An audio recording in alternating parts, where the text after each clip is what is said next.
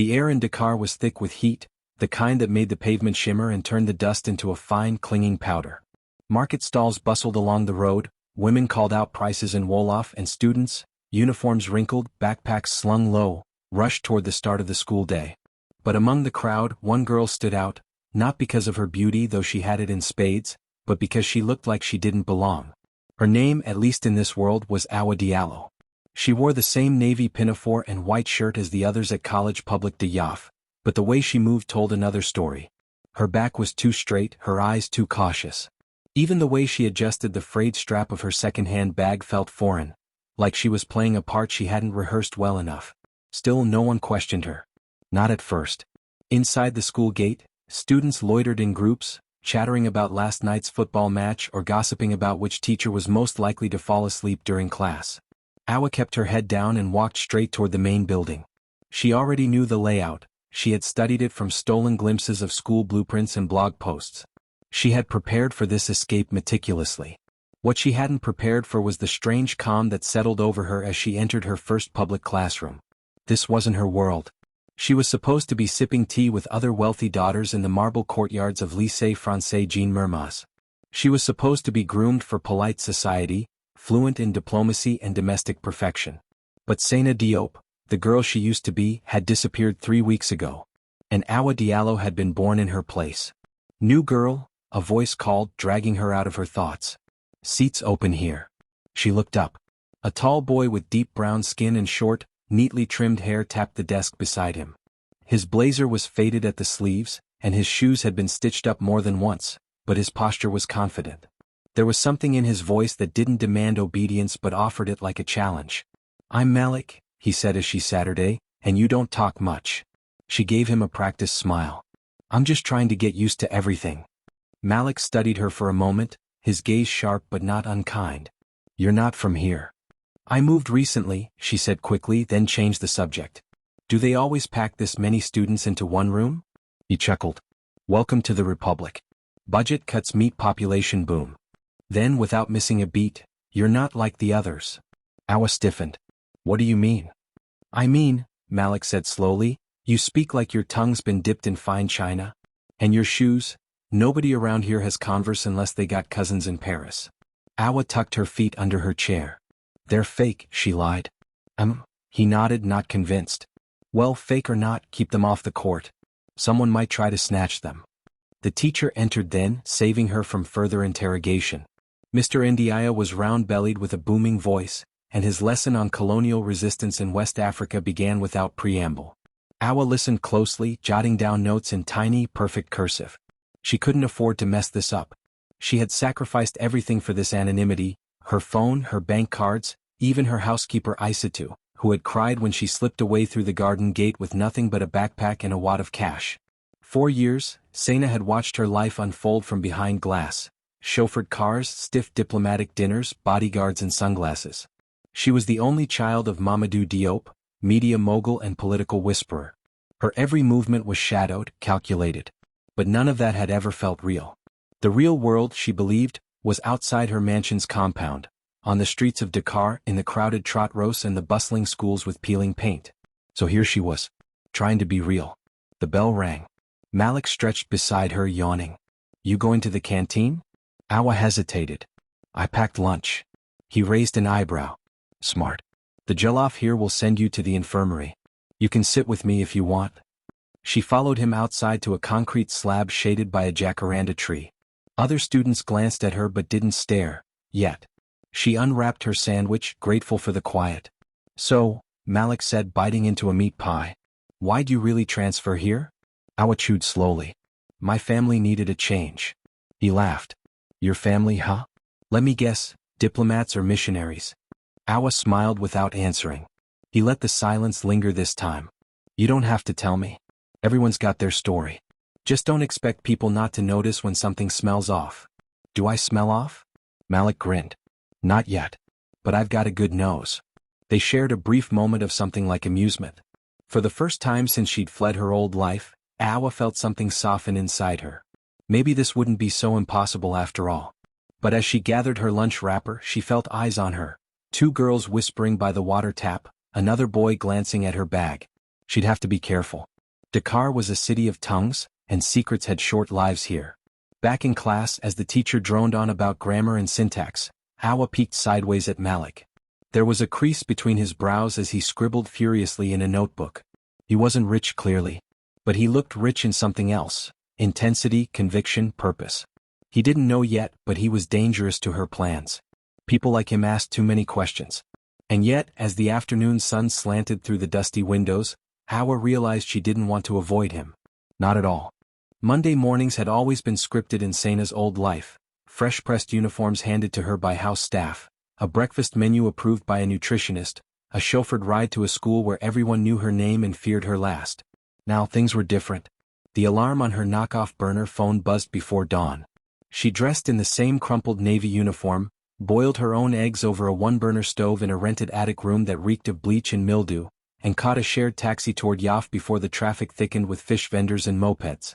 She liked the routine. It made her feel invisible. Still, no matter how many times she rehearsed her new life, she couldn't shake the unease that followed her. Her forged school records had passed inspection, but barely.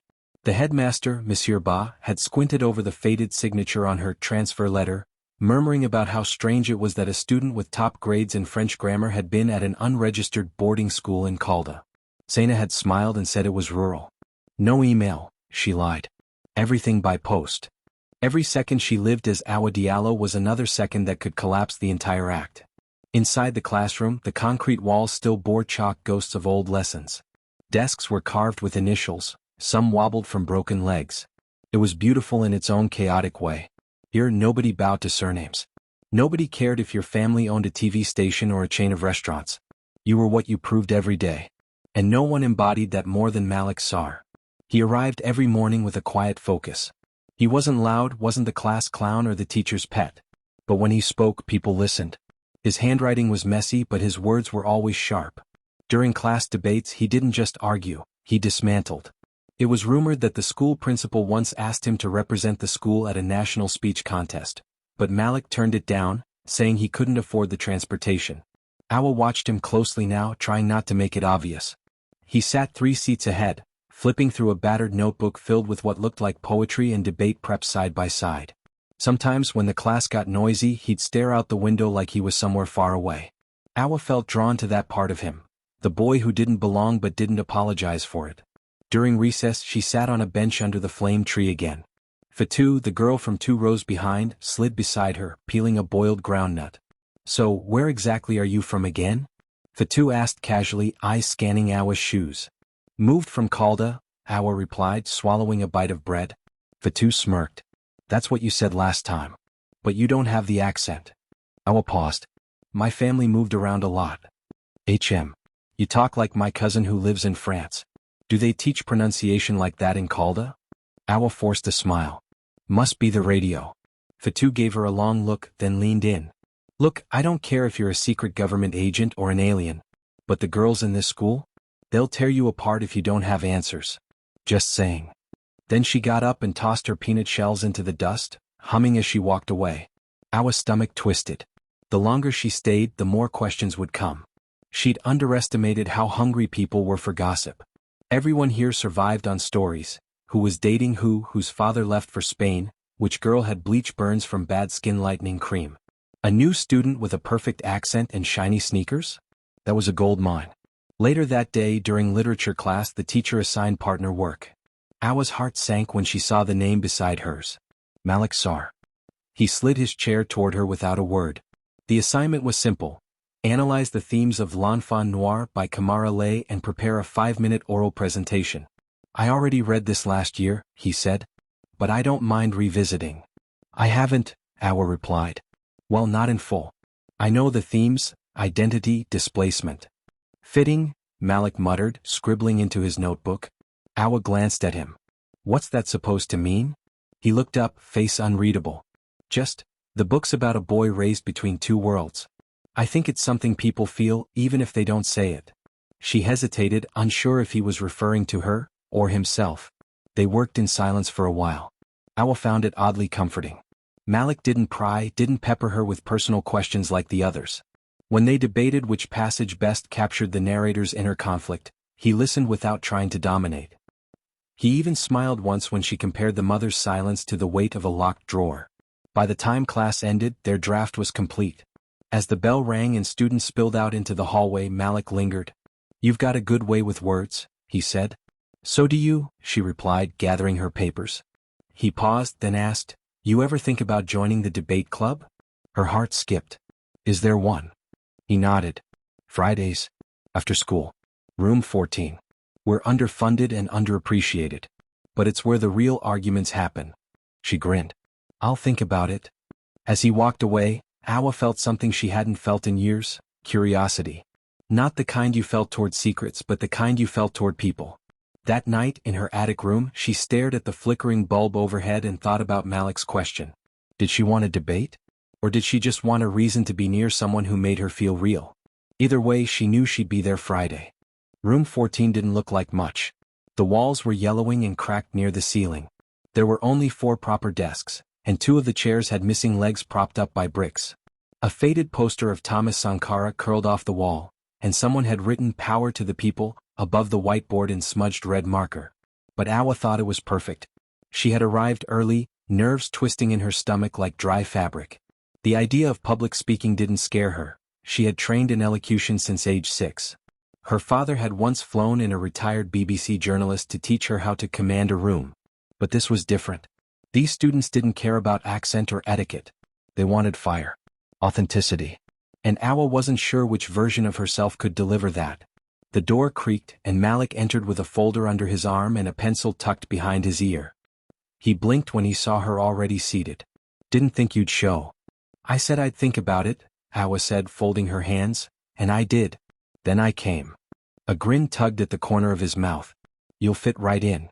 Over the next few minutes, more students trickled in. Fatou arrived with a lollipop in her mouth, slapping her books on a desk and giving Awa a curious look. A short boy named Idris offered a solemn nod. A senior girl named Kumba entered last, greeting everyone with fist bumps and shouts. She was loud and full of swagger, already in heated debate about the rising price of transport fare before she even sat down. Malik stood at the front, arms crossed. "All right, today's motion. Education in Senegal should prioritize local languages over French. Pro or con?" "I'm pro," Kumba shot back, raising her hand. "French is a colonial relic. Why should my child learn to say bonjour before they can say ndeysane?" "Con," Idris replied. "Wolof won't get you a visa to Canada." Laughter rippled through the room. Malik raised a hand. "All right, Awa. Pick a side." She blinked. "What?" "Jump in. 5 minutes to prepare. You're on the con team." Awa's palms began to sweat. Her instinct told her to defer, to sit back and observe. But something in Malik's eyes, part challenge, part belief, made her stand. She took a piece of chalk and began to scribble notes on the board. Education, job access, global markets, code switching. "Ready?" Malik asked. "No," she replied, "but that's never stopped anyone here, has it?" A few students chuckled. Awa cleared her throat and began. "Prioritizing local languages in education is admirable, but limiting. Our students already face disadvantages globally. We can't afford to isolate ourselves linguistically. The world speaks in English and French. We must master those if we hope to compete, influence, and elevate. Teach pride and heritage, yes. But don't trade that for silence on international stages."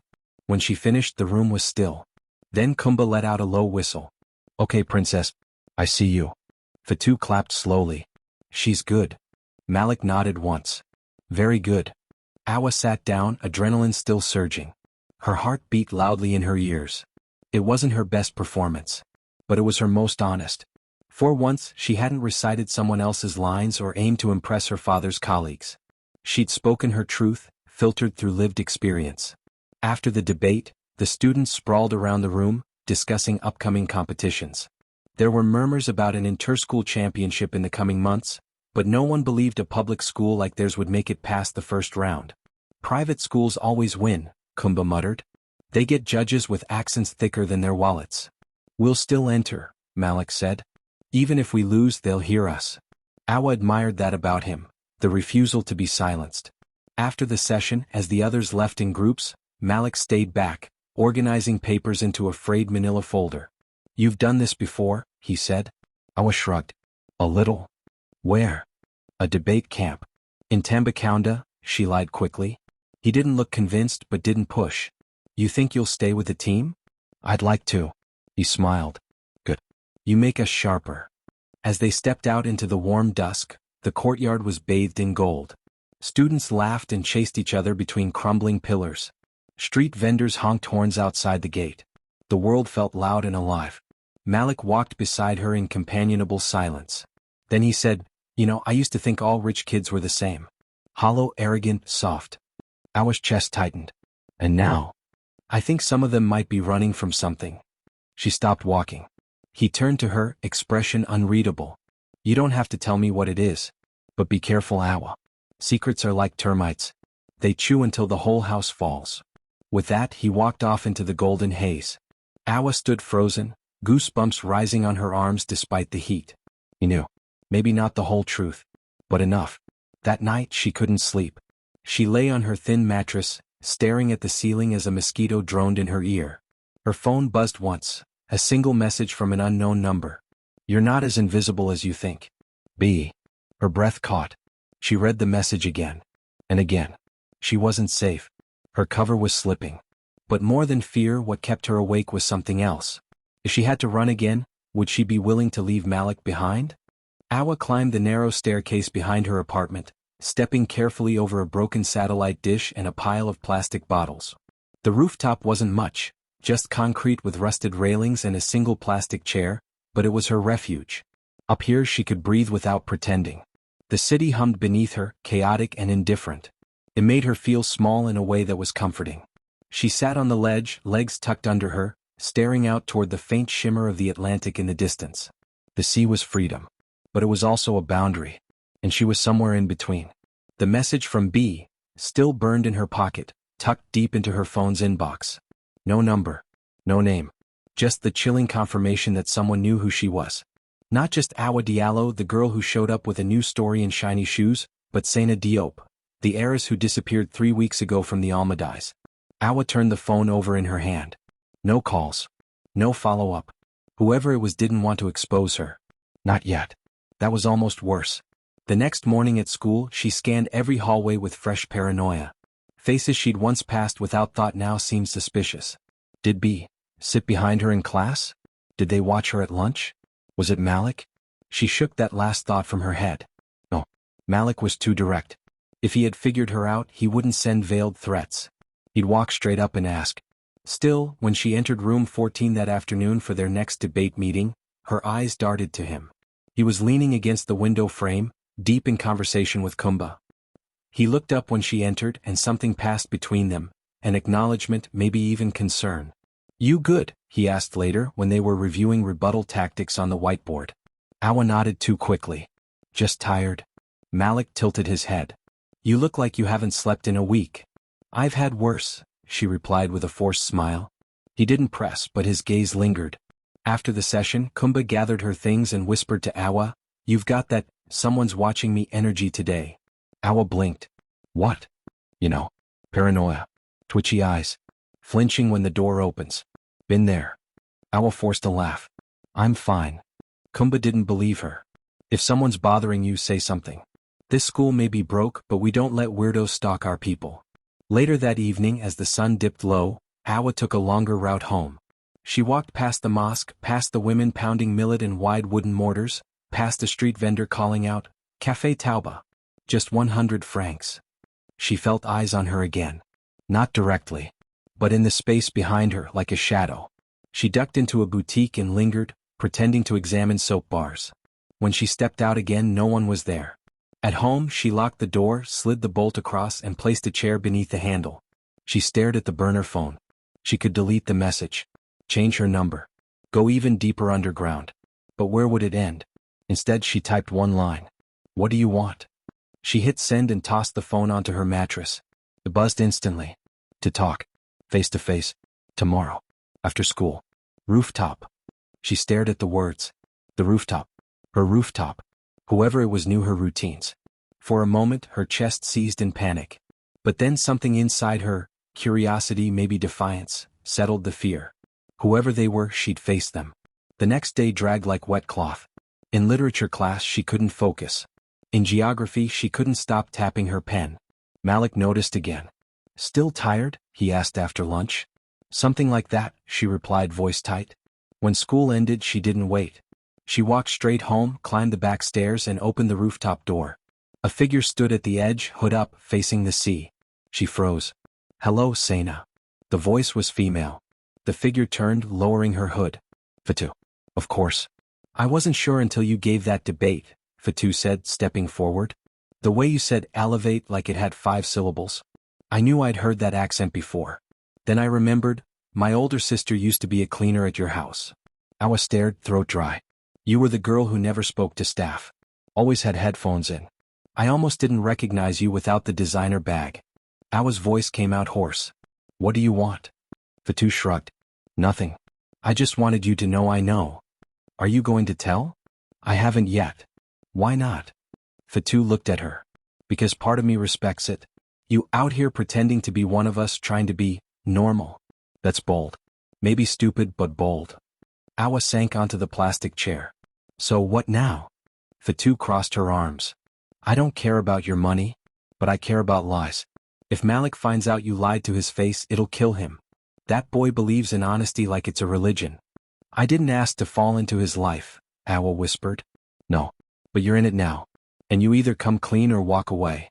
The two girls sat in silence, the rooftop quiet except for the wind and distant honking. Fatou stood. "Your secret's safe. For now. But secrets rot. Just remember that." When she left, Awa sat there until dusk fell and the sea turned black. She didn't cry. She didn't panic. But she knew the countdown had begun. The rain started in soft taps against the school's tin roof. It was midweek, and the sky over Dakar had shifted from a clear, humid blue to a heavy, pregnant gray. In the classroom, the students barely noticed the change in weather. They were too focused on the buzz spreading through the corridors. The regional debate competition was officially confirmed, and College Public de Yaf had been invited to participate. It was rare, almost unheard of, for a public school to receive such a nod. And Malik had everything to do with it. "This is huge," Kumba said as she stormed into room 14, rain dampening the shoulders of her uniform. "First rounds in 2 weeks. We're up against Lycée Martineau." "Martineau?" Idris groaned. "They wear blazers with gold crests. Their water fountains talk." Everyone laughed, but Awa couldn't shake the sudden nervous flutter in her chest. Martineau wasn't just a school, it was a symbol. It was her world. The world she'd run from. If anyone there recognized her. "We'll crush them," Malik said with quiet certainty. "Because we're smarter and hungrier. Now let's strategize." Awa opened her notebook and began scribbling bullet points for rebuttal angles. She didn't realize how hard her fingers were pressing until the pen snapped. A drop of ink bled onto the page like a wound. "You all right?" Malik asked, leaning over. "Just clumsy," she murmured. They worked until dusk. Rain kept falling. Outside, puddles reflected broken school walls like portals into another version of reality. One Awa was trying to outrun. After the session, as the others packed up, Malik walked her to the gate under the shelter of a shared umbrella. "You've been off," he said gently. "Not just today." Awa kept her gaze ahead. "There's a lot on my mind." "You want to talk about it?" "I don't know how." He nodded. "That's fair. But whatever it is, I'm here. You don't have to carry it alone." His words settled in her chest like warm stones. For a moment she wanted to confess everything. To tell him about Fatou, about the Diop estate, about the security guards who used to follow her to school. But the truth felt too jagged, too heavy. It wasn't just about fear anymore, it was about losing him. The next day the debate team met during lunch break to brainstorm topics. Malik suggested a mock debate to keep them sharp. Motion, wealth and morality cannot coexist. Idris and Kumba on the proposition. Awa and I on the opposition. Awa's mouth went dry. She knew exactly how dangerous this topic was. Kumba jumped in loud and fiery. "Wealth always corrupts. Look at the politicians. Look at the businessmen who buy elections." Idris added, "Even charity is marketing. Billionaires only give to appear human." Awa responded with a cool rebuttal. "Wealth is a tool. It can be used selfishly or generously. Morality depends on choices, not bank accounts." She glanced at Malik. He picked up the argument. "Exactly. If we say the rich can't be moral, we remove accountability. We turn greed into destiny instead of decision. That's dangerous." They won the debate. But the irony gnawed at Awa. Her words weren't just theory, they were a defense of her father, of herself. She wasn't sure she believed them anymore. After class, Malik caught up with her again. "Your logic's razor sharp," he said. "But sometimes I wonder if you're defending something personal." She stopped walking. The hallway was empty except for a leaking pipe tapping water into a cracked bucket. "Maybe I am," she said. "You waited for more." "I wasn't always poor," she added, her voice barely above a whisper. Malik didn't flinch. "I know." She blinked. "You, what?" "I don't know your full story," he said. "But you're not just some transfer student from Calda. I've seen the way you flinch when people talk about wealth. Like it's a memory, not a theory." Her throat tightened. "And you didn't ask?" "I figured if you wanted to tell me, you would." She exhaled, unsure if she felt exposed or relieved. Later that night, she paced her rooftop, the city glowing faintly under the moon. She pulled out her phone and read Fatu's last text again. Secrets rot. She didn't want to rot. But she didn't want to lose Malik either. Suddenly, her phone buzzed with a new notification. A video. She clicked it. The screen lit up with a familiar face, hers. Dressed in a silk blouse, standing beside her father at a ribbon-cutting ceremony. Smiling. Posing for the press. The caption read, "Heiress disappears from limelight. Where is Sena Diop?" Posted by an online gossip blog. Shared 3,000 times in less than an hour. Awa dropped the phone. She felt her knees buckle beneath her as the rooftop spun. It had begun. The video spread faster than a brush fire in the harmattan. By morning, students were whispering in huddles. Phones were passed under desks. Laughter echoed in the halls, though no one dared say anything directly to Awa, yet. She walked into class and felt every eye on her. Fatu wouldn't meet her gaze. Even Idris seemed uneasy. Only Malik looked at her the same way he always had, steady, searching, unreadable. By lunch it was undeniable. She was no longer Awa Diallo. She was Sena Diop. Malik confronted her after school. "Is it true?" Her mouth opened but no words came. He pulled out his phone and showed her the video. "Why didn't you tell me?" "I was trying to protect." "What? Me? Yourself?" "Your pride." "Everything," she whispered. His voice was calm but his eyes were storming. "You lied to my face." "I never meant to." "But you did." He stepped back like the space between them might protect him from more betrayal. Her heart cracked. "I didn't want to be that girl anymore," she said. "I wanted to know what it meant to earn something. I didn't want the name. The money. I just wanted—" "What? Me?" he said bitterly. She swallowed. "Maybe." He didn't respond. He just turned and walked away. And this time he didn't look back. The following day was worse than Awa, or rather Sena, had imagined. There was no shouting, no confrontation, no accusations screamed across the courtyard. Instead there was silence. A sharp, suffocating silence that sliced more deeply than mockery ever could. When she stepped into the classroom, the conversation stalled. Students looked away or leaned in to whisper behind cupped hands. Fatu didn't even attempt subtlety anymore. She scooted her chair closer to Kumba and said, loud enough for Sena to hear, "If she thinks she can just play poverty cosplay and get sympathy, she's more naive than I thought." Sena didn't flinch. Not visibly, at least. She walked to her seat and opened her notebook like nothing had changed, though everything had. She had once believed that being seen would be the end of her. But now, exposed and raw, she realized it wasn't the seeing that hurt, it was the judgment that came after. Malik didn't show up for debate club that afternoon. He didn't respond to her messages either. Not even a single word reply. For someone so vocal, so driven by truth, his silence was deafening. Room 14 felt hollow without him. Sena sat in her usual seat, staring at the whiteboard, the words she'd written 2 days ago. "Morality is tested where privilege hides," still faintly visible. It felt like a cruel joke now. Idris cleared his throat. "Are we still doing the debate prep, or is this cancelled because the princess dropped her mask?" Kumba gave him a warning glare. "That's not fair. She lied to us." "So what?" Kumba snapped. "Half the people in this school lie every day. About their grades, their parents, their intentions. At least she showed up and worked. Better than most." Sena looked up, startled by Kumba's unexpected defense. "I don't care if she used to be rich. She never acted like she was better than us. You want to punish her for running from that life? That's envy, not justice." Idris muttered something under his breath but said no more. The room shifted slightly, tension thinned, though it still clung like humidity. Sena met Kumba's eyes. "Thank you." Don't thank me yet, Kumba replied. You still need to fix things with Malik. That night, Sena went to the rooftop again.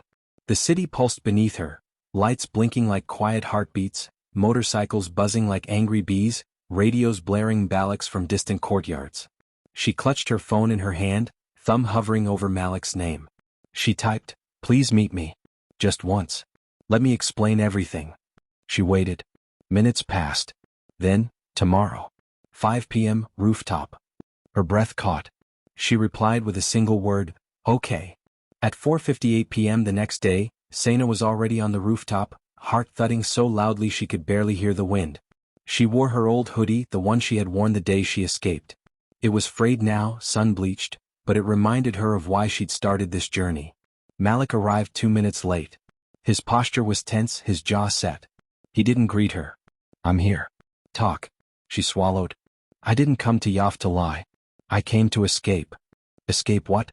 Money? Comfort? Bodyguards? Cages?" she said simply. "My life was a script. Every step planned, every word rehearsed. I was a product, not a person." Malik crossed his arms. "So you ran away and played poor for a few weeks. That's not bravery. That's vacation." "It wasn't a game to me," she snapped, then softened. "I didn't know what I was doing. I just knew I had to leave. I found this school, found you, and for the first time in my life I felt like someone saw me, not my name." Malik looked away. "And yet you let me care about a lie."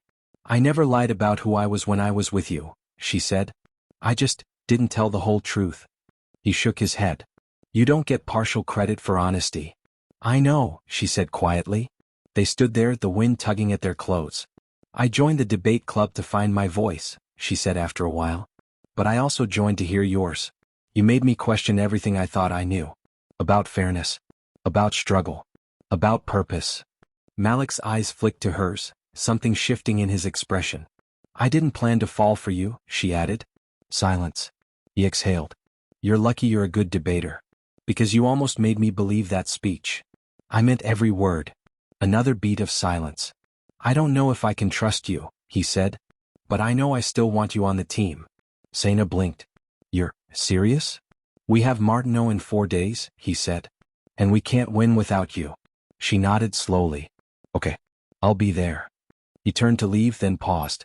"But after this tournament you're not hiding anymore. If we're going to be anything, friends, rivals, whatever, you have to be real with me." She nodded again, firmer this time. "Deal." As he disappeared down the stairs, a strange mix of sorrow and hope washed over her. It wasn't forgiveness, not yet. But it was something. She looked out over the city one more time. For the first time she felt like Dakar was no longer a place she was hiding in. It was home. The Martineau campus was everything College Public de Yaf was not. Ornate iron gates with ivy curling around the bars. Buildings painted a crisp white with terracotta roofs that gleamed in the sun. Polished floors inside, silent hallways lined with air-conditioned classrooms and digital projectors. Even the cafeteria smelled like imported chocolate and clean tiles. Sena hadn't been back here since she'd vanished from this world. And here she was again, returning not as a student in a chauffeured car, but as a public school competitor clutching a folder of handwritten notes. Malik stood beside her at the entrance, wearing his threadbare blazer, a borrowed tie slightly crooked around his neck. Kumba and Idris flanked them, eyes darting across the courtyard. "Are we even allowed in?" Kumba whispered. A guard approached, scanning their team badges. After a quick nod, he waved them through. Sena exhaled slowly. They were in. The auditorium was massive. Velvet chairs, gold-framed curtains, and a massive screen displaying the logo of the Interdistrict Youth Debate Championship. The theme for the year was emblazoned across the stage: "Speak Truth, Shape Tomorrow." The moment Sena stepped into the hall, she felt eyes on her. Martineau students in tailored uniforms whispered and pointed. Someone snapped a photo. A girl she vaguely recognized from her past life narrowed her eyes and whispered, "That's Sena Diop." The rumors had arrived before the debate team. Sena swallowed her panic and focused on Malik, who was already reviewing cue cards with Idris. He caught her staring and gave a slight nod. "We're not here to look fancy. We're here to win." She nodded, steeling herself. Their match was the second of the day. The motion: social media has done more harm than good to youth. Sena and Malik were assigned to the opposition. Martineau's team, 2 impeccably dressed boys with Oxford accents, would argue for the motion. Backstage, Malik reviewed their strategy. Let them go moral. We'll go structural. Data, real-life case studies, economic mobility. We need to show that access and empowerment outweigh cyberbullying and TikTok nonsense. Sena nodded. Let me open. You close. He looked at her for a moment. You sure? I've got something to say. On stage, the Martineau team began with clinical precision. Social media has diluted attention spans, amplified anxiety, and replaced face-to-face interaction with superficial digital validation, their lead speaker declared. It's engineered for addiction. The second added, algorithms are profit-driven, not people-driven. Youth are monetized as data points, not nurtured as individuals. Applause followed. Polished. Controlled. Then it was Sena's turn. She stood, breathing in slowly, microphone slightly trembling in her hand. My name is Awa Diallo, she began, using her school persona one last time. And I'm not here to argue that social media is perfect. I'm here to remind you that it gave power to people who had none. She scanned the crowd. In my neighborhood, a girl runs a jollof business using Instagram. A boy shares his poetry and now gets offers from publishers in Ghana. Activists organize protests through WhatsApp.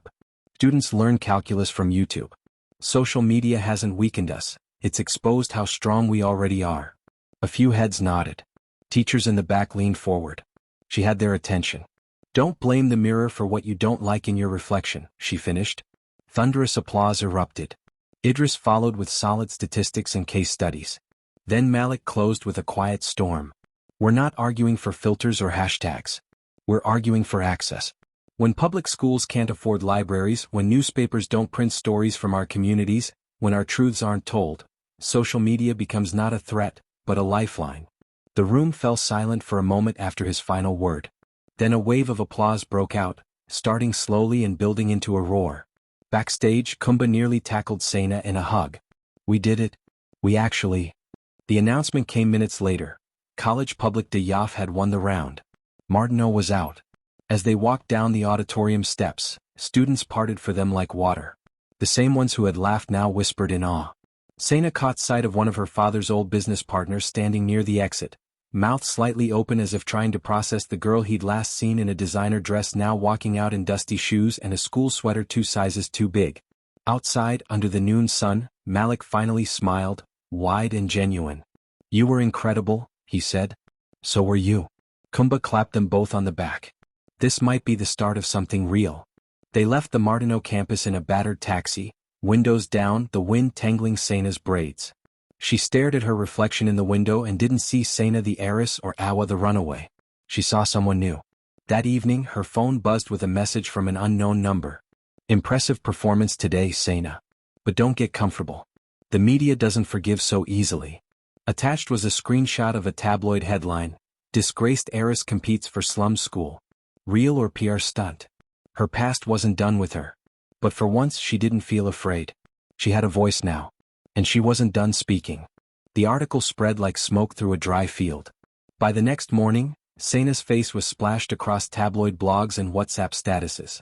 The title Disgraced Heiress clung to her like oil. Accompanying photos showed her exiting the Martineau campus alongside Malik and the rest of the Yoff team, with grainy zoom-ins of her old smile, the one from her gala days before everything fractured. She stared at the screen as if it belonged to someone else. The article accused her of using poverty chic as a PR strategy, claiming her public school stint was a calculated bid to soften her family's image after recent scandals surrounding the Diop Foundation. It even hinted she'd be launching a humanitarian clothing line for underprivileged girls. The comments stung the most. She's just rebranding. Classic rich kid guilt trip. She disappears for weeks and re-emerges as Mother Teresa. Please. Sena sat on the rooftop with her knees pulled to her chest, the morning sun heating the concrete beneath her. The wind tousled her hair, but her body remained still, frozen. The creak of the rooftop door startled her. She turned. Malik stepped out, holding 2 steaming mugs of Café Tauba. He held one out to her without a word. She took it. You saw it? He nodded and sat beside her, blowing on the rim of his cup. They're twisting it into something I never intended, she said, voice small. I know. Some people think I'm faking it. That this whole thing was for attention. He glanced at her. You didn't fake room 14. Or those debates. Or that speech yesterday. She looked away. But will it matter? He sipped. It does to me. A beat passed. She turned to him, surprised. I was furious, he admitted. But not because you were rich. Because you hid. But seeing you speak yesterday, I realized something. That wasn't Sena Diop talking. That was you. She exhaled, tension loosening slightly from her shoulders. I don't care about your surname, he added. I care that when things got hard, you didn't run again. She smiled faintly. Yet. He nudged her. Don't even think about it. Downstairs, the school day had begun. Bells rang, students yelled, papers flew in the breeze like birds with nowhere to land. I want to talk to the team, she said. All of them. Tell them everything. Malik raised a brow. You sure? No more half-truths. If they're going to debate beside me, they deserve to know who they're fighting with. That afternoon, room 14 was filled with the usual buzz. Kumba spinning a pen between her fingers, Idris yawning loudly, Fatou leaned against the windowsill with her arms crossed. Sena stood at the front, palms slightly sweaty. Before we begin, she said, I owe you all the truth. The room stilled. I didn't transfer from Calda. I didn't grow up poor. My real name is Sena Diop. Silence. I ran away from that life because I felt like a stranger in it. Everything was polished but fake. My father controls media networks, but I was voiceless in my own home. So I left. I came here looking for something real. I found it. Her voice cracked. And then I lied. I wore another name. I thought if I was honest, I'd lose the only thing that ever felt mine. For a moment, no one spoke. Then Kumba leaned back in her chair. So let me get this straight. You walked away from riches to sit in this hot, cracked classroom with us and get bullied by Idris. Idris looked offended. I'm not. Shut up, Kumba said. Laughter broke out. The two stepped forward. I knew weeks ago. Sena blinked. You did. I recognized you. My cousin worked at your house. But I didn't say anything because I wanted to see if you'd fold. You didn't. The two stepped closer. So you're a Diop. Big deal. You still showed up. You argued with your whole chest. You earned your seat. Sena blinked back, the burn in her eyes. Kumba raised a hand. So we good? Because I'm not wasting time being salty when we've got semifinals to prepare for. Sena nodded. We're good. Malik watched her from the back, arms crossed, a half smile playing at the corner of his lips. She had crossed another bridge. Later that night, her burner phone buzzed with a private number. She hesitated, then answered. Hello. Sena, her father's voice filled her ear like thunder. Her breath caught. Papa. You think I wouldn't find you? I didn't want to be found. There was a pause. I'm not calling to drag you back, he said at last. I just wanted you to know you've embarrassed this family enough. She closed her eyes. I didn't do this to spite you. You don't understand how fragile power is. Your name is a brand. And brands don't survive scandal. Then let it break, she said, voice trembling. I want to build something real. He scoffed. From a classroom with broken desks? Yes, she whispered. Especially from there. He said nothing. Then the line went dead. Sena stared into the dark. She had just burned another bridge. But somehow she felt lighter. The school courtyard buzzed with tension. Posters for the regional semifinals were plastered on every available surface, crookedly stapled to tree trunks, taped onto hallway doors, even drawn in chalk across the pavement. Yaf versus St. Louis Collegiate, the bold letters screamed. The match was in 2 days. And the whole school was watching. Sena stood outside room 14, peering in through the cracked window. Inside, Malik, Kumba, Fatou, and Idris huddled around a makeshift whiteboard, debating the motion they'd just drawn. Merit should outweigh legacy in education. Fitting, Sena thought bitterly. She had lived both, the weight of her family name and now the sting of fighting without it. You coming in or spying for Martineau? Malik called, smirking as he opened the door. She stepped inside. Wouldn't Martineau need better spies? Laughter broke out. Kumba shoved a packet of biscuits toward her. You look like you've been fasting for answers. Sena smiled and took one, grateful. They spent the afternoon locked in strategy. Sena argued for starting with a personal story to disarm the judges. Malik countered with a stat-heavy opener. Eventually they compromised. He'd open with a bold thesis and she'd close with heart. It was teamwork again. No labels, no lies. Just minds sparking against each other. As dusk approached, Malik lingered while the others filed out. Want to practice rebuttals? He asked. She nodded. They paced the room, throwing lines at each other like punches. Legacy ensures continuity, Malik said. And stagnation, Sena shot back. Merit is subjective, he parried. So is nepotism, she answered, stepping closer. They were inches apart now. Malik's voice softened. You're really good at this. I learned from the best. He looked at her, truly looked, and for a moment the tension shifted. Why didn't you stay? He asked quietly. In your old life? I couldn't breathe, she said. It felt like being admired for a painting someone else made. He nodded slowly. You could have had everything. I wanted something real. They stood in silence, words hanging between them like laundry on a line. Then Malik turned away, breaking the moment. I'll see you tomorrow. The morning of the semi-finals, Sena woke before dawn. Her stomach was a tight knot, her thoughts spinning with arguments and counter-arguments. She braided her hair tightly, smoothing it down with shea butter. Slipped into her cleanest uniform. Checked her notes 3 times. In the school courtyard, a crowd had gathered. Students, teachers, even local journalists. College Public de Yoff had become a symbol.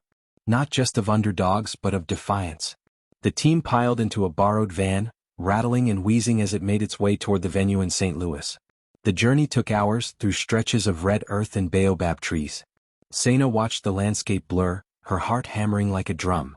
When they arrived, the hall was packed. The opposing team was already on stage, 4 boys in polished shoes and matching navy blazers. Their captain, a lean boy with rimless glasses, shook Malik's hand stiffly. The judges introduced the motion. This house believes that private institutions undermine national unity. Gasps echoed across the hall. It was bold, political, explosive. The St. Louis team argued first. They painted private institutions as elitist factories, segregated bubbles that bred entitlement and division. They quoted economic reports and UN studies. They even cited Sena's own family as an example. In 2020, their speaker said, the Diop Foundation funded a new wing at Lycée Martineau, yet no such investment was made in public schools. This deepens inequality. Sena felt every eye turned toward her. Her hands clenched under the table. She didn't flinch. It was their turn now. Malik opened, his voice sharp. Private institutions are not the disease. They are symptoms of a broken system. The real threat to unity is pretending that equality exists when it does not. The audience leaned in. Kumba followed, fiery and fierce. You want unity? Start with equity. Don't shame those seeking better when the basics have been denied. Idris backed her up with local case studies, community scholarships, hybrid school models, outreach programs led by private school alumni. Then it was Sena's turn to close. She stood. My name is Sena Diop, she said, voice steady.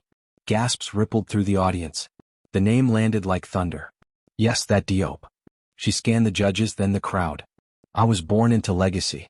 I studied in private schools. I had every door opened for me. But none of it taught me how to listen.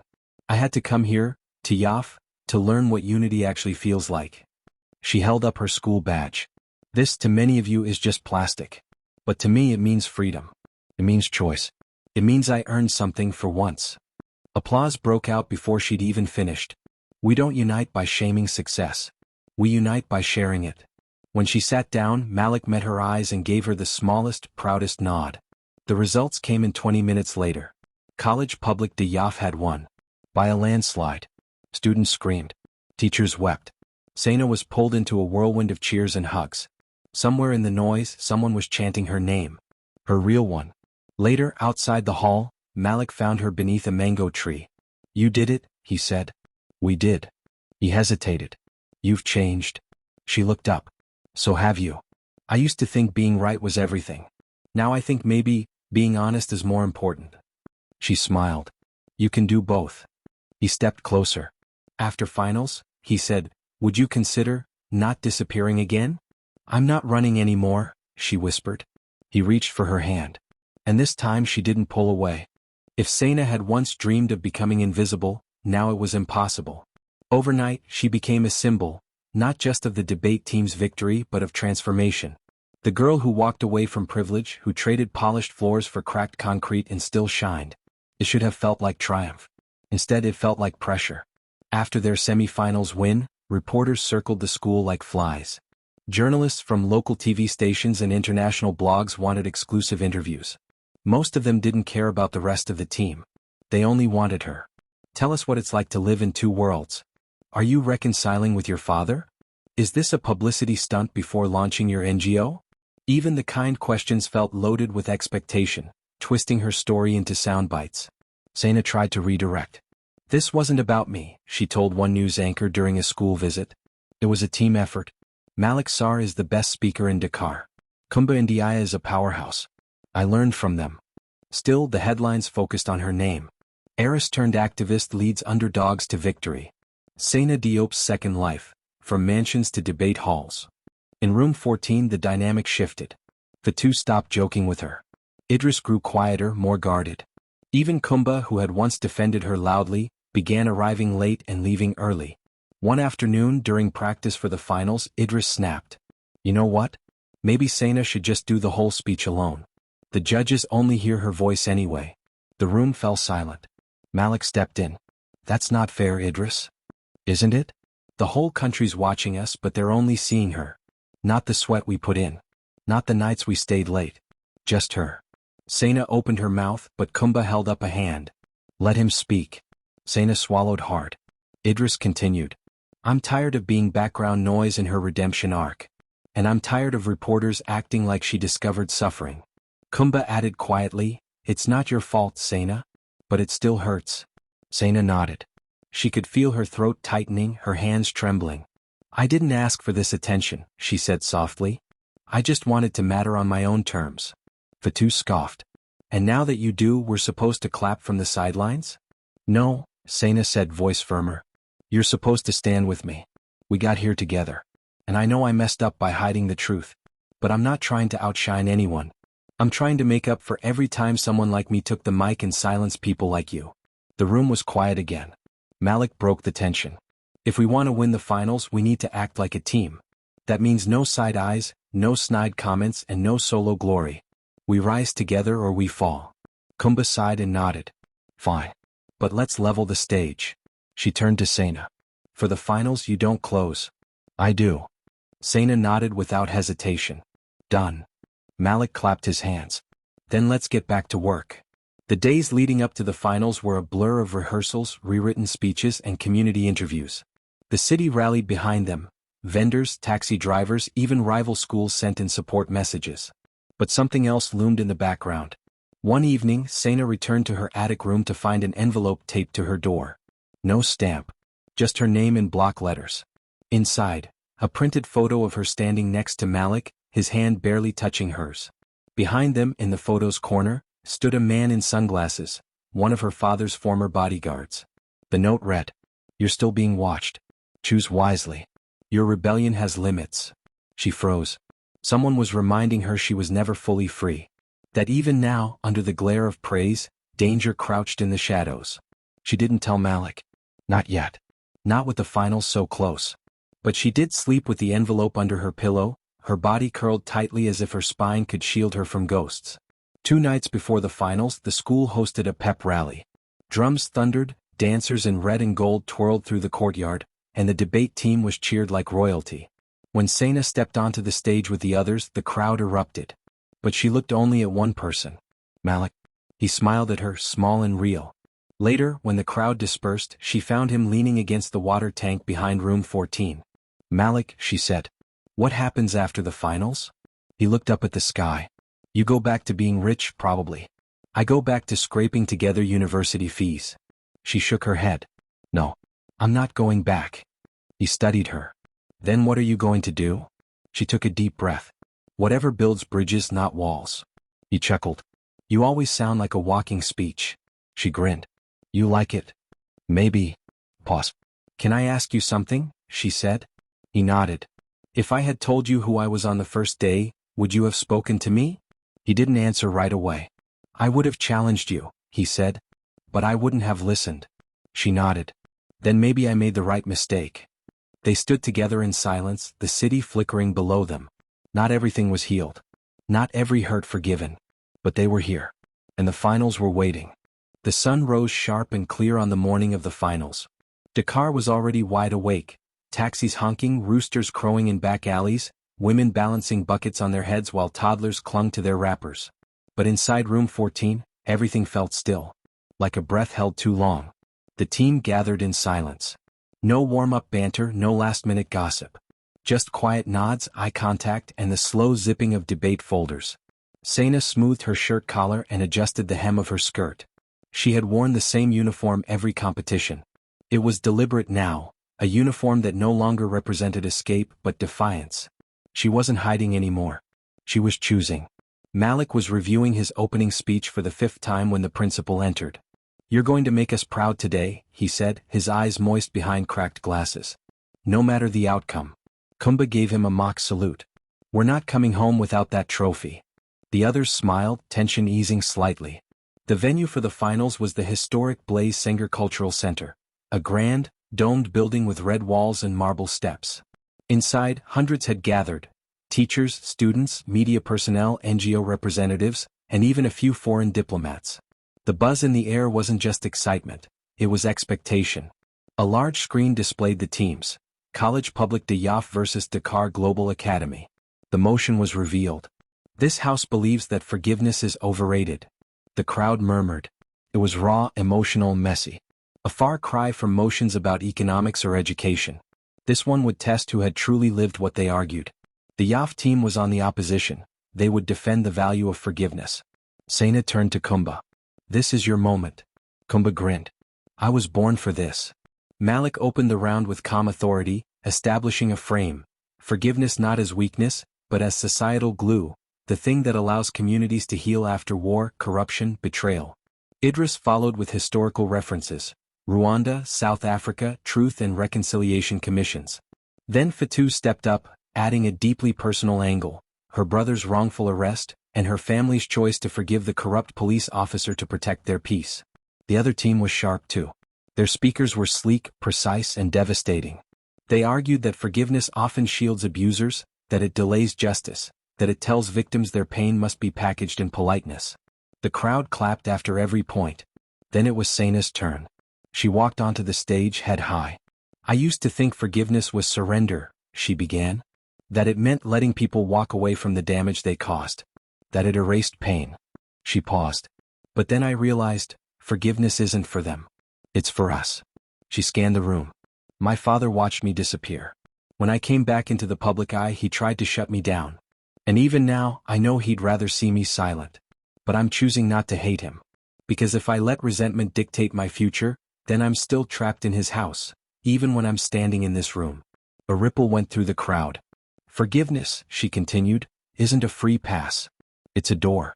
One we can walk through when we're ready. But if we remove that door altogether, if we say no one deserves redemption, then what happens when we're the ones who need it?" Thunderous applause broke out. Some judges stood and clapped. A few audience members wiped tears from their eyes. Sena bowed her head slightly and returned to her seat. Kumba stood last. Her close was electric. "Forgiveness is not a loophole. It's a mirror. And if we can't look in that mirror and offer others what we hope to see ourselves, then we're just building prisons inside our own hearts." The room exploded. There was no question. When the judges returned 20 minutes later and announced College Public de Yoff as the winner, the auditorium shook. Students screamed. Reporters jostled. Someone lifted Idris onto their shoulders. The trophy, a bronze flame mounted on a wooden base, was passed from hand to hand before it finally reached Sena. She didn't hold it up alone. She handed it to Malik, Kumba, Fatou, and Idris. They lifted it together. Outside the venue, chaos reigned. A dozen microphones pushed into Sena's face. Camera flashes exploded. Reporters yelled over one another. What's next for the Yoff team? Will Sena Diop reconcile with her father? Are you launching a foundation? She raised her hand. I'd like to say something. The crowd hushed. I didn't win anything today, she said. We did. And we did it not because of a name, but because we refused to let one name define us. Malik stepped up beside her. This is what public education looks like when you invest in it, when you believe in it. Kumba joined. And we're just getting started. They left the press behind and walked toward the van, trophy in hand, sneakers slapping against the sidewalk. As they climbed in, Sena caught Malik's eye. I meant what I said, she told him. Forgiveness isn't a free pass. But it's a door. He nodded. You walked through it today. She smiled. I want to keep walking. With you. He didn't answer with words. He just reached for her hand and held it. No secrets. No shadows. Just two voices side by side ready to speak their truth. Together. Fame and freedom. Fame, Sena quickly learned, was not the shiny, glamorous thing it appeared to be. It was loud, invasive, demanding. After their victory, everything changed. News stations replayed the debate final like it was a national election. Clips of Sena's closing speech were sliced, dubbed, and memified across Senegalese TikTok. Overnight, she went from anonymous student to overnight sensation. Offers flooded in. A luxury publishing house wanted to buy the rights to her life story. An NGO offered to fly her to Geneva for a youth empowerment summit. One private university offered her a full scholarship before she even sat for her baccalaureate exams. She didn't even have time to breathe, let alone process. "You've become a brand," Kumba muttered one afternoon as they sat under the flame tree outside school, tired from a press interview. "I can't open Instagram without seeing your face." Sena sighed. "I didn't ask for this." "No one ever does," Kumba said. "But once the cameras point your way, it's hard to step out of the frame." Malik, ever observant, noticed the shift too. He didn't complain. He didn't sulk. But he grew quieter, more distant. One evening after practice, Sena found him sitting alone on the rooftop, staring out over the city. "Hey," she said, sitting beside him. He gave a tight smile. "How's the Geneva trip planning going?" "I haven't accepted," she said. "Why not?" "Sounds important." She shrugged. "Because I'm scared. That if I say yes to one thing I'll lose everything else." He nodded slowly. "Fame demands pieces of you." They sat in silence for a long time. The city buzzed below them, alive and messy. "I used to think I wanted to be heard," Sena said. "Now I wonder if I just wanted to be seen." Malik looked at her, finally. "Well, you're both now. The question is, what will you do with that power?" That week, the team was invited to the Ministry of Youth and Culture. A photo op. Another award. A chance for officials to stand beside the new faces of public education. Inside the grand building with its marble floors and towering columns, Sena felt claustrophobic. She recognized too many faces: journalists who used to dine with her parents, politicians who had once ruffled her hair at gala dinners. Now they looked at her differently. Like a tool. A symbol. Something to attach themselves to. During the ceremony, the minister gave a long, tedious speech about merit over legacy, clearly referencing Sena's story while pretending to praise her. When it was her turn to speak, Sena stepped up to the podium and looked out at the crowd.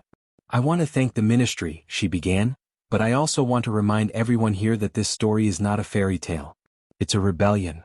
The audience shifted uncomfortably. "I didn't rise from poverty. I ran from wealth.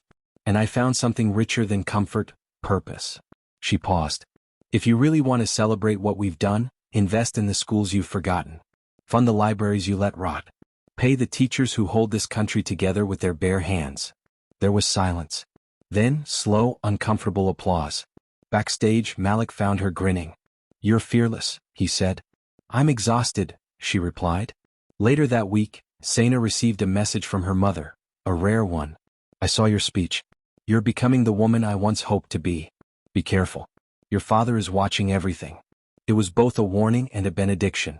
Sena read it 3 times before deleting it. The past hadn't vanished. It hovered still, in news reports and family whispers and secret threats. But she wasn't afraid of it anymore. What frightened her more was losing the people who helped her find herself. Malik hadn't kissed her yet. Not once. But he had been there in every moment that mattered. And now, as he pulled away emotionally, she feared the slow fading of something beautiful. She decided not to wait. On a quiet Saturday afternoon, she found him at the community center, tutoring 2 younger boys in Wolof literature. When the session ended and the boys left with shy waves, she walked up to him. "I miss you," she said. He looked up, surprised. "I'm right here." "No, you're not," she said. "You're watching me slip into this media storm like you knew it would happen. And instead of pulling me back, you're stepping away." He sighed. "Because I don't want to get in your way." "You're not in the way," she whispered. "You're the reason I'm even standing." He stood, wiping chalk dust from his hands. "You're flying now, Sena. I don't want to weigh you down." She stepped closer. "Then come with me." He paused. "I don't know how to exist in your world," he said. "Then we'll make our own," she said. He smiled slowly. "That sounds like a terrible plan." "Great. We'll argue about it forever." He laughed then. A real one. And when he leaned in and kissed her, finally, it wasn't grand or cinematic. It was soft, quiet, honest, and exactly right. The rainy season arrived early. In Yaf, the sky turned a pale silver by morning, clouds curling low like old cotton. Puddles filled potholes that had long since been forgotten by the city council, and the scent of wet earth mixed with charcoal smoke from roadside vendors roasting maize. Life continued, school, market, mosque, but now with umbrellas balanced on heads and laughter echoing under makeshift tarps. For Sena, the change in weather matched her mood, full of shifts, full of expectation. It had been 3 weeks since the finals. The victory had settled into something quieter, more powerful. Legacy, not limelight. The world still buzzed around her name, but she had learned how to let it orbit instead of consume. With Malik at her side, things felt solid. And yet, a part of her remained unsettled. She hadn't spoken to her father since the night he called. Not even once. And then, just as the rains arrived, he summoned her. A letter, formal, hand-delivered to the school, arrived on Thursday morning. No name on the envelope. Just a single line in perfect cursive. Let us speak. One final time. Baba. It was signed like a contract, not a note. No apology. No warmth. Just a demand wrapped in paper. Sena stared at it for a long time. The others watched her, careful not to press. You going? Kumba asked finally. I don't know. Do you want to? Sena hesitated. Part of me wants to slam the door in his face. And the other part? Wants to know if he's still capable of opening it. The Diop estate hadn't changed. The walls were still the same imported stone. The gates still opened with a soft mechanical whir. Even the flowers lining the walkway were cut into perfect symmetry, as though no blade of grass dared defy routine. But Sena had changed. She stepped out of the taxi with no entourage. No suitcases. Just her school bag slung across her shoulder and sneakers soaked from rain. The guards opened the front door without a word. Inside everything gleamed. Mahogany floors, glass vases, golden chandeliers. It all felt smaller now. Quieter. Like an echo of a place once powerful, now performing power. Her father waited in the study. He stood by the window, a whiskey glass in one hand, a tablet in the other. His back was straight, his boo-boo crisp. You came, he said without turning. I read your letter. He turned then, and for a moment Sena almost didn't recognize him. There were more lines on his face. Less certainty in his shoulders. I suppose I should thank you, he said, motioning to the leather chair opposite. You've become quite the ambassador for public education. My foundation has received more attention in the past month than in 5 years. Sena sat stiffly. Is that what this is about? Optics. No, he said. It's about control. She frowned. Excuse me? You have a voice now, Sena. One people listen to. That makes you valuable. Or dangerous. She blinked. You're afraid of me? I'm afraid of chaos, he replied. And you've become unpredictable. The world wants to make you a symbol. But symbols are only useful when they serve something greater. I'm not interested in serving anything, she said. I'm interested in building. He studied her. With who? That boy? That crumbling school? With truth, she said. With people who see me, not my surname. You're a Diop, he said as if it were a command. I'm Sena first. A long pause stretched between them. Then he reached into the drawer and slid a folder across the desk. A full scholarship to Sciences Pa. A media internship in Paris. A new apartment. No press, no obligations. Just one condition. Sena didn't touch it. Let me guess, disappear again. Leave the public stage. Quietly. No more speeches. No more interviews. Let the family name settle. And if I don't? His eyes narrowed. Then I'll make it very difficult for the people around you. That boy, Malik, is it? His mother's job? His community center? I can touch all of it. Sena stood. You can't bribe me into silence, she said. I'm offering you protection. You're threatening me. He didn't reply. Sena leaned forward. I used to be scared of you, of what you controlled. But not anymore. You can send guards, shut down blogs by headlines. But you can't buy me.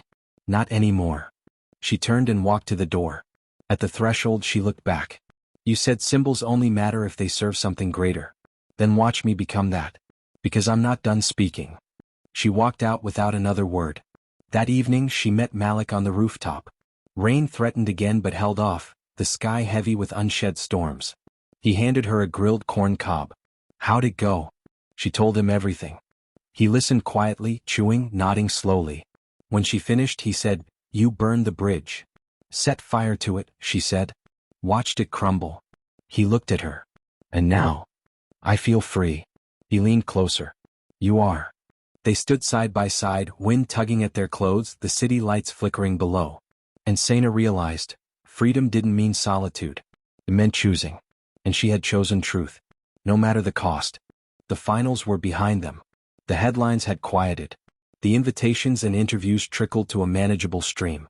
But Sana was restless, not with regret, not with guilt, but with fire. She had spoken yes. She had told her truth. But what now? She didn't want to be remembered for a single speech. She wanted change that lived beyond applause. Let's build something, she said one morning as she and Malik walked the path from school toward the market, notebooks tucked under their arms, breadcrumbs trailing behind from a half-eaten sandwich they were sharing. Malik raised a brow. Build what? Another debate team? No. A movement. He stopped walking. Sana. I'm serious. We have attention. Let's use it. Let's make something that lasts. He looked at her, cautious but intrigued. You mean like a foundation? No. Not some charity in my name, she said quickly. Not a Diop vanity project. I mean a platform. A hub. For students. For young people across Senegal. Debate, media, art, storytelling. A place where kids from public schools can access what elite schools hoard. Malik stared at her, then exhaled. You've already planned this, haven't you? She grinned. Maybe a little. They spent the next 3 weeks planning what they came to call La Voix Jeune, the young voice. It wasn't just a club. It was a network. They began by recruiting students from other public schools in Dakar, hosting debate clinics on weekends under the flame tree or in borrowed classrooms. Malik brought in law students from the university to coach. Sana reached out to grassroots organizations for funding. The idea grew fast. Too fast. At first it was just students with notebooks and fire in their voices. Then came film crews, donors, education officials wanting to take credit. And with that came disagreements. We need structure, Malik said one afternoon as they reviewed grant applications in room 14. We need flexibility, Sana argued. If we build this like a government ministry, it'll die in committee. And if we run it on vibes, it'll implode, he snapped. They stared at each other. This was the first real fight. You're trying to save the world in one semester, Malik said. And you're scared to take a risk, she replied. He flinched. That's not fair. Sana softened.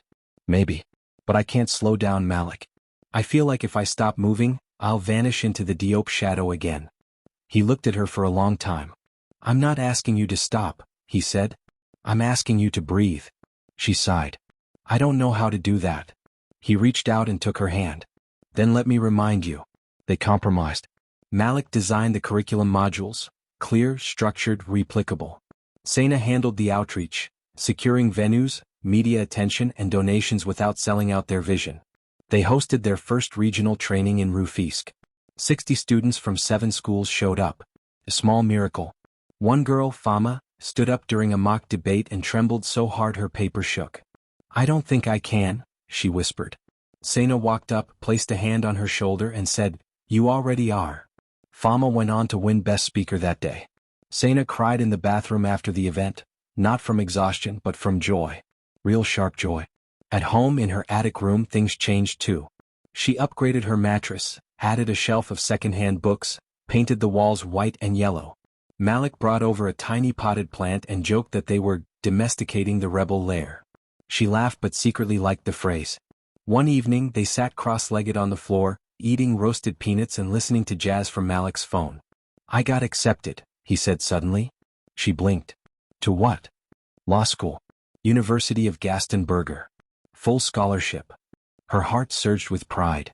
Malik, that's amazing. He looked at her, eyes soft. But it's in St. Louis. The pride turned to something tighter. That's far. Yeah. They sat in silence. Finally Sana asked, When do you leave? In a month. She nodded. You have to go. I know. You'll be incredible. I hope so. She reached for his hand. Promise me something? Anything. Don't forget who you are. Even when the rooms get bigger. He smiled. Not possible. You'd come kick the door down? Damn right I would. When Malik left, the whole debate team came to the bus park to wave him off. Kumba made a sign that said, Remember us when you become Minister of Logic. Fatou cried. Idris handed him a gift, a worn-out notebook filled with debate notes annotated in red ink. Sana hugged him last. No tears. Just a tight, long embrace. "I'll write," he said. "I'll scream if you don't." The bus pulled away. Sena stood in the dust, heart full and aching. She didn't feel abandoned. She felt rooted. Because for the first time she wasn't defined by who stayed. She was defined by what she was building. Sena stood in the doorway of the new center. It wasn't much, a rented storefront near the mosque with patchy blue paint and flickering lights. But to her it was more powerful than any Diop skyscraper. This was La Voix Jeune's first physical home. She had the keys in her hand, a heart pounding in her chest, and a clipboard full of impossible dreams. "Smells like old fish," Kumba muttered as she stepped inside. "Perfect," Sena replied. "Authentic Senegalese success story sent." Idris laughed from the back. "We'll need paint, tables, maybe a roof that doesn't leak when you breathe on it." But none of them complained. They cleaned, scrubbed, painted, and swept the place until it looked less like a forgotten shack and more like a beacon. Fatou hand-painted a mural on the back wall, a girl holding a megaphone shaped like a baobab tree. Sena stared at it for a long time when she was alone that night. It reminded her that roots could also roar. She spent hours at the center each day, coordinating workshops, filing documents, answering questions. Students came from all corners, Paikine, Rufisque, Guédiawaye, walking miles just to spend 2 hours learning how to use their voices. And still whispers followed. Not inside the center, but in headlines and shadows. One morning she received a message that made her blood run cold.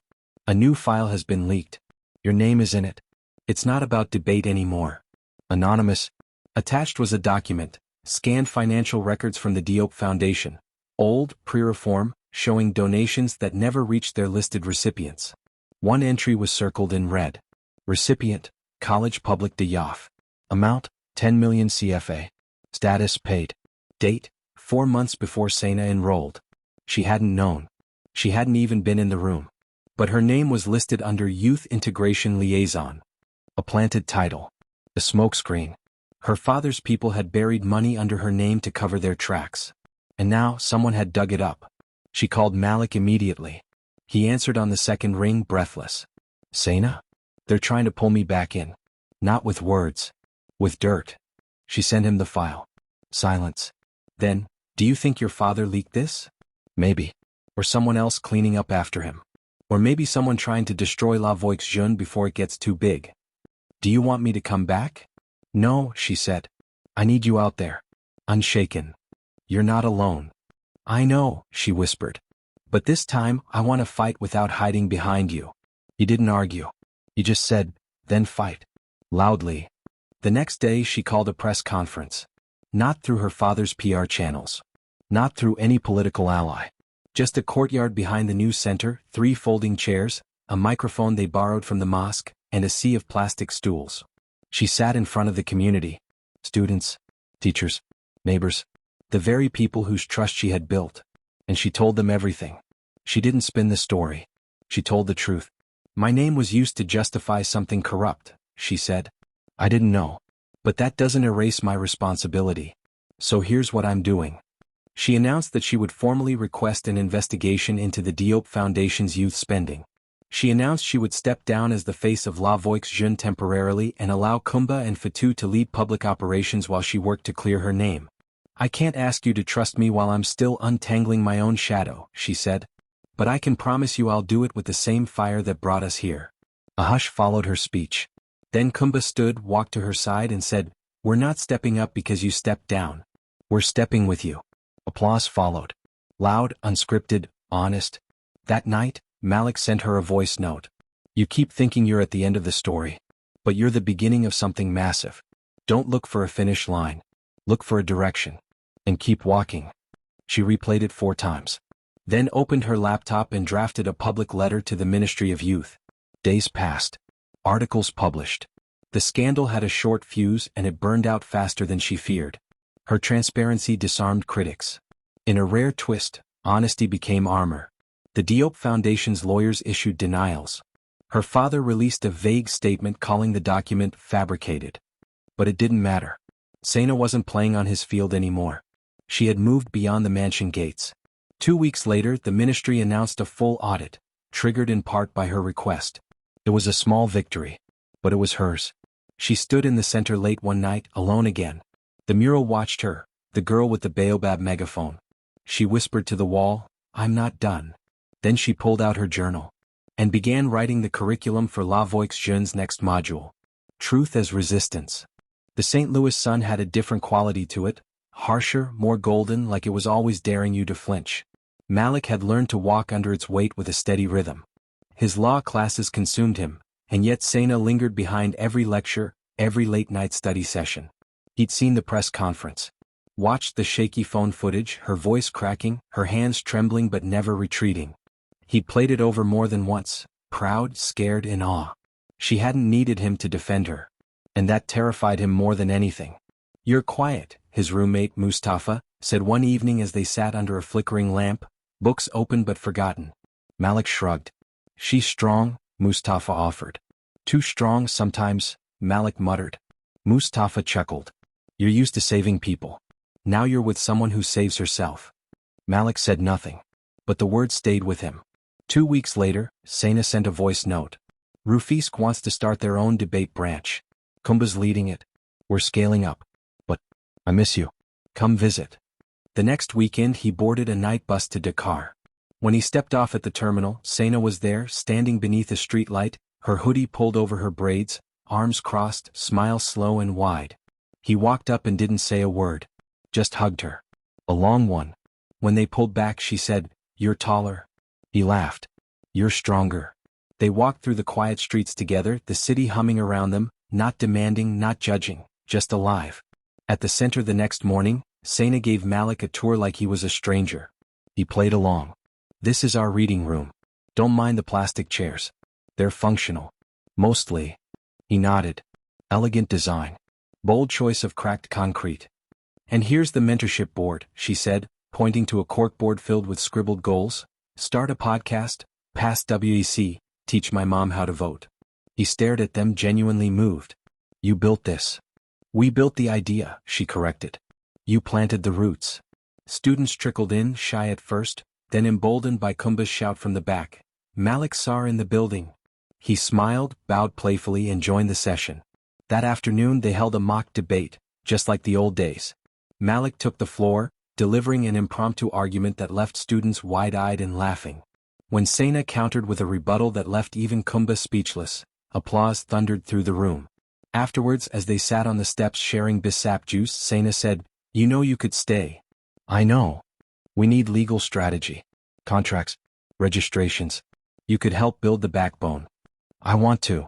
But I want law too," he said. "I want both." She nodded. "We'll find a way." He reached for her hand. "I don't need to be in the spotlight. I just want to stand beside you."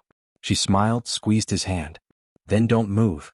Over the next few weeks they worked side by side. Malik advised on governance, helping draft a charter for La Voix Jeune. Sena focused on expanding programs, launching a storytelling club, organizing radio debates between schools, and rolling out the next phase of leadership training for students across Senegal. But challenges rose too. One afternoon, the landlord of the center arrived with bad news. The property had been sold. They had 2 months to vacate. Sena was furious. "We just repainted this place." "We'll find another," Malik said. "With what funds?" He paused. They had rejected several corporate donors, unwilling to let the vision be swallowed by brand slogans. But now they were facing reality. That night on the rooftop they debated again. "We can't take dirty money," Sena said. "Not all partnerships are evil," Malik replied. "What if we set terms? Full transparency? Community control over use. And if they say no? Then we walk. But we have to ask." She looked out at the city. "I never wanted to owe anyone again." "You won't," he said. "You'll negotiate." She smiled. "You're becoming a very dangerous lawyer." He laughed. "I learned from the most dangerous debater in Dakar." A week later they hosted a fundraising event, modest but fierce. Held in the school courtyard where everything began, it was a mashup of poetry, music, debate, and community speeches. Former students returned. Parents donated food. Vendors donated banners. Sena gave a short speech at the end. "I didn't build this center," she said. "You did. You built it when you decided to raise your voices instead of lowering your expectations. Now we build again. Bigger." Donations came in slowly. But they came.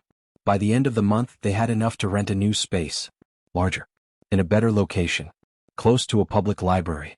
They called it the Baobab House, because, like the tree, it would shelter generations. On the last night before Malik returned to St. Louis, they sat outside the news center, watching students decorate the walls with chalk. "Did you ever think we'd get here?" she asked. "No. But we did." He nodded. "And now we keep going. Together?" He looked at her. "In all the ways that matter." Then he leaned in. And this time the kiss wasn't soft. It was steady. Certain. Like a truth no debate could ever undo. Seyna Diop had become a name again, but this time, it was her own doing. In newspapers, La Voix Jeune was hailed as one of Senegal's most promising youth-led initiatives. On television, she was introduced as former Runaway, now community reformer. And in classrooms, students whispered about her like a legend. She gave up wealth to fight for us. But with every spotlight came another shadow. The Ministry of Youth and Education extended an invitation, not to observe but to advise. A formal advisory panel was being formed to restructure public school debate programs across all 14 regions. They wanted Seyna to join. Malik was thrilled when he heard. "This is your chance," he said over the phone. "You'll have real influence, policy level." But Seyna hesitated. "You know what happened last time I got close to government people?" "You weren't ready then," he replied. "Now you know the game. You set the rules." She said she'd think about it. What she didn't tell him was that the minister had attached a condition, an informal one of course. "A return to the Diop name," he said in the call. "It gives weight to the table. Prestige. It will help legitimize your seat." Seyna had thanked him and hung up without answering. That night, she stared at the ceiling in the Baobab House dormitory. Around her, students slept on mattresses, post-event decorations still clinging to the walls. One of them, little Zara from Kamasser, had drawn Seyna's face in chalk on the back wall beneath the words, "We are not invisible anymore." And yet, all the minister wanted was for her to become a Diop again. She met Kumba the next morning at the peanut seller's stall. Kumba took one look at her face and said, "What did the politicians try to buy this time?" Seyna recapped the offer. The title. The condition. Kumba didn't react. She stirred her café tauba, then said, "Why are they so obsessed with your name?" Seyna looked down. "Because it moves doors." Kumba sipped. "Then kick the doors open with your feet instead." Seyna blinked. "You think I should say no?" "I think," Kumba said, "you should stop worrying about disappointing men in suits and start worrying about disappointing the girl who used to sleep on the rooftop and whisper poems into the wind." Seyna smiled. She was stubborn. She was real. That afternoon, Seyna visited the debate club at her old school, College Public de Yoff. It had grown. 2 full classrooms now. A rotating set of student leaders. The same flame tree still shaded the courtyard, though someone had hung laminated quote cards from its branches. One read, "Truth is a muscle. Use it or lose it." Sorry. She found Idris coaching a new group of first years. He waved her over. "Come judge," he said, pushing her a clipboard. The students were clumsy but passionate. One girl, not more than 12, argued that public school kids had more grit than any elite school could buy. Seyna smiled. Afterwards, the girl approached her shyly. "Miss Seyna?" "Yes." "You talk like books but look like revolution." Seyna laughed. "That might be the best thing anyone's ever said to me." The girl leaned in. "Don't stop talking. Please." Later that night, Seyna stood in front of the cracked mirror in the Baobab House washroom. She stared at her reflection. She wasn't hiding anymore. But she still hadn't answered the question. Was she willing to be Seyna Diop again, officially? She opened her journal and drew a line down the center. Left column, everything the name gave her, access, legacy, weight in a room. Right column, everything it had cost, freedom, truth, the ability to be taken at face value. At the bottom of the page she wrote, "You don't have to erase the name. You just have to define it yourself." She closed the journal, picked up her phone, and called the minister. "I'll accept," she said. "But I come as Seyna. Not as a Diop. No hyphen. No footnote." A pause on the line. "Miss Seyna," the minister said slowly, "we'll see you at the next planning session." Click. She was scheduled to speak at the National Youth Civic Summit the next week. It was a high-profile event, televised, sponsored, scrutinized. The theme was reimagining leadership. She was the closing keynote. She wore a simple white boubou stitched with gold thread by a local tailor. Nothing designer. Nothing borrowed. Her hair was braided down her back, her earrings shaped like pens. When she took the stage, the lights blazed. The cameras clicked. She paused at the podium, letting the silence settle. Then she began. I'm not here to tell you how to lead. I'm here to remind you that leadership begins the moment you stop waiting for permission. She spoke of her journey, the rooftop escapes, the chalk debates, the uncomfortable truths. She named names. She didn't flinch. She ended with this. You know my name.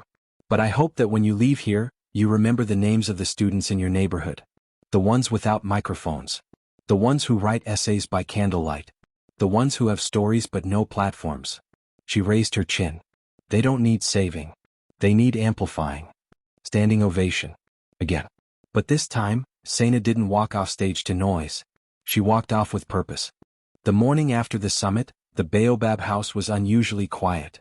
Students tiptoed through the corridors, whispering instead of shouting, as if they sensed something sacred had happened. Kumba found Sena on the roof as always, a mug of mint tea in her hand, the city still wearing the silver mist of dawn. You killed it last night, Kumba said, collapsing beside her with a groan. Even the minister had to fake a tear. Sena smiled, but her eyes stayed distant. It didn't feel like a win. It felt like a promise. Kumba nodded. Yeah. But you made it sound like a revolution. Sena sipped her tea, then handed Kumba a letter. A real one. Handwritten. Cream envelope. Wax seal. It arrived this morning, she said. From my mother. Kumba raised an eyebrow. Fancy. Sena didn't open it. She just stared at it like it might detonate. I haven't heard from her since the foundation audit, she said. Not a word. You going to read it? I'm scared, Sena admitted. Of what? That she still thinks I should come home. That she thinks I failed by not becoming what they wanted. Kumba took the letter, broke the seal carefully, and slid the folded paper out. Want me to read it first? Sena nodded. Kumba read silently, her eyes scanning slowly, mouth twitching with each line. Finally she looked up. She doesn't want you to come home. Sena blinked. What? She says you already built one. Just not the one they expected. Kumba handed her the letter. Sena took it this time and read it for herself. Asterisk, my dearest Sena. I watched your speech on television. I recognized your voice before I even saw your face. Not because it sounded like mine, it didn't. It was stronger. Braver. Clear. I was afraid when you left. Afraid you'd disappear and become someone I couldn't reach. But the truth is, I had already lost you long before. I see now that you weren't running away. You were walking toward yourself. Don't come back to reclaim what we built. Build something better. I'm proud of you. Maman asterisk. Sena stared at the paper long after the words stopped. When the wind tried to snatch it from her hands, she gripped it tighter. I needed this, she whispered. The following week, Malik returned to Dakar. He was wearing a pressed shirt and carrying a leather-bound folder filled with case studies. I've been assigned to a youth justice reform project, he told her, grinning. Guess where? She smiled. Baobab House? He laughed. Close. Ministry of Justice, Civic Division. But I'll be based here, Dakar. She blinked. You're moving back? Officially. Then he added, only if there's space for me. With you. She didn't answer with words. She stepped forward, arms around his waist, head against his chest. His arms tightened around her. You were always home, she said. Together they launched the next phase of La Voix Jeune. The ECHO program, peer-led storytelling clubs for teens in underserved areas, training them to share and publish their narratives. Baobab Parliament, a youth assembly held monthly at the center, where students drafted policy ideas and sent them to real government desks. And most importantly, the Rooftop Fellowship, a mentorship initiative for girls who, like Sena once had, were standing on the edge of themselves. They even received a grant from an international NGO. Unrestricted funds, no branding, no exploitation. When asked during an interview why she didn't turn La Voix Jeune into a global nonprofit empire, Sena replied simply, because not everything rooted in truth needs to scale. Sometimes it just needs to grow deep. One afternoon she found a handwritten note on her desk in the center. Asterisk, Miss Sena. I used to be scared to raise my hand in class. Now I'm writing a podcast. My mom cried when she heard me speak. Thank you. Zara asterisk. She tucked it into her journal. Later that evening she walked up to the rooftop where Malik was waiting with bisap and grilled fish.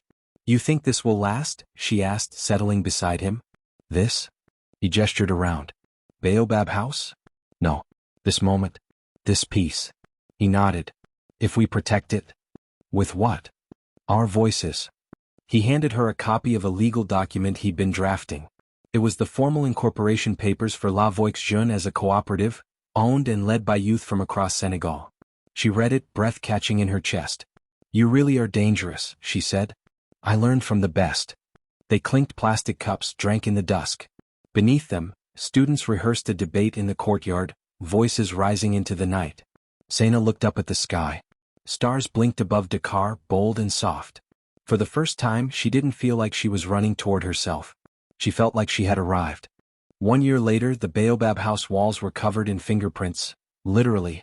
Painted handprints from hundreds of students now stretched from floor to ceiling in every room, each one stamped with initials, dates, and dreams.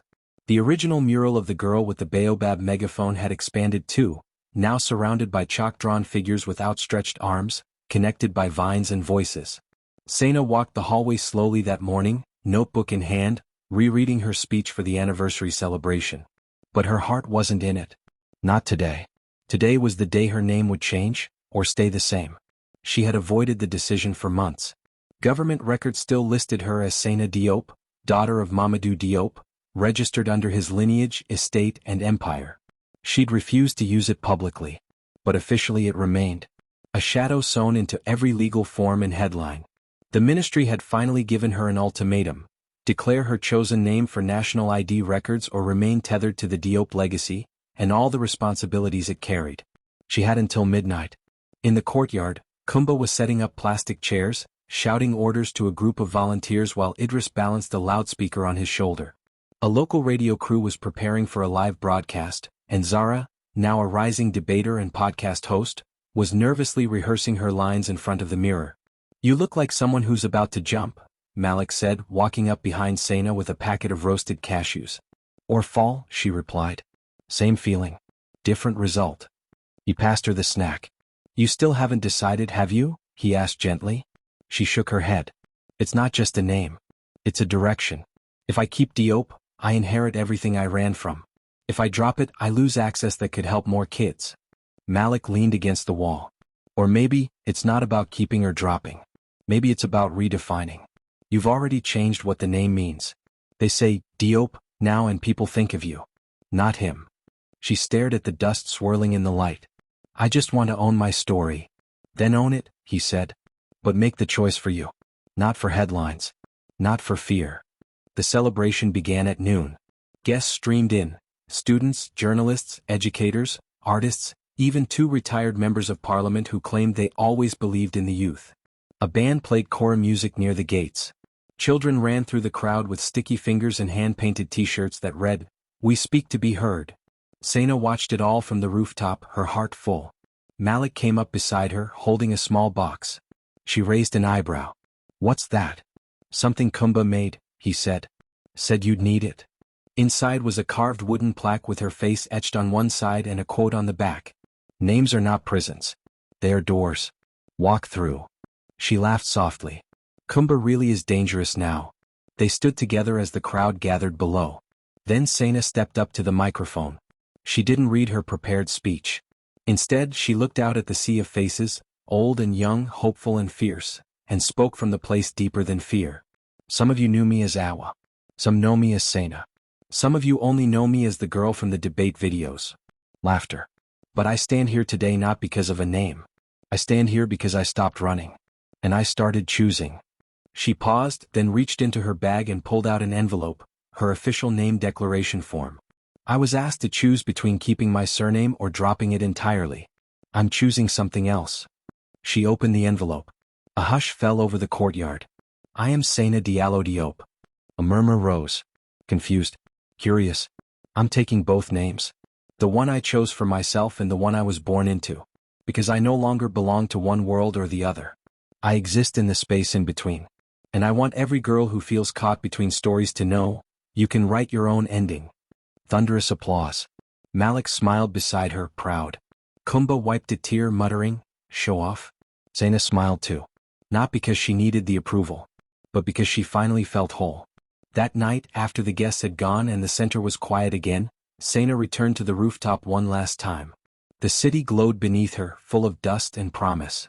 She sat cross-legged, journal in her lap. Malik joined her with 2 mugs of bissap. "So, he said, "What's next?"